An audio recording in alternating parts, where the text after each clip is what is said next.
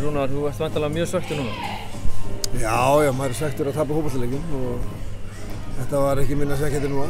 Þannig að, nei, bara út með frammistöðunni í fyrri hálfleik. Við vorum undir í öllu og öllu boltum og gáðum ekki að skora 2 auðveld mörk á móti okkur. Þannig að við ósattum við fyrri hálfleikinn. Við komum beittar inn í seinni hálfleik og náðum að jafna leikinn, gerðum það bara mjög vel.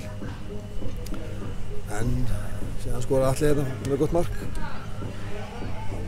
Sem við reyðum lítið við, en við hefum getað ráðið vel við hinn 2 mörkin. En svona boltinn, ekki gott og ekki ánægður nei.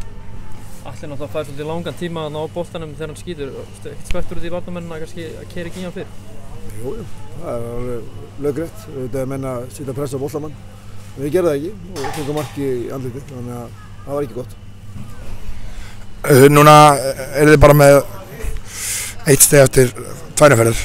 Þetta ekki svolítið ágjörni svona fyrir lið sem að ætla sér að vera í toppbaráttunni? Að vera ekki með meiri uppskeru?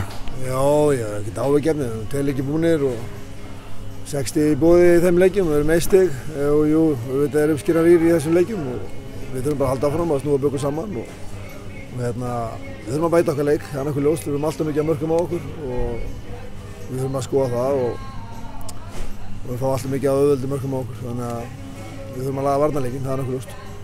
Þessi úrslit í síðustu 5 leikjum þegar að fá okkur mörkin svolítið seint í leikjunum, það hlýtur að svíða sérstaklega fyrir þjálfarana. Við fengum 2 mörk í fyrri hálfleik, sem fengum 1 í lokin. Mörkin í fyrri hálfleik voru algjör óþarfi, það var bara gjafir finnst mér og síðan erum við í þessu 2 leikjum núna búin að fá okkur mjög glæsileg mörk í lok leiks og það er alltaf ágjafir að fá mark á sig og við þurfum að skoða það, hvað við erum að gera rangt í því.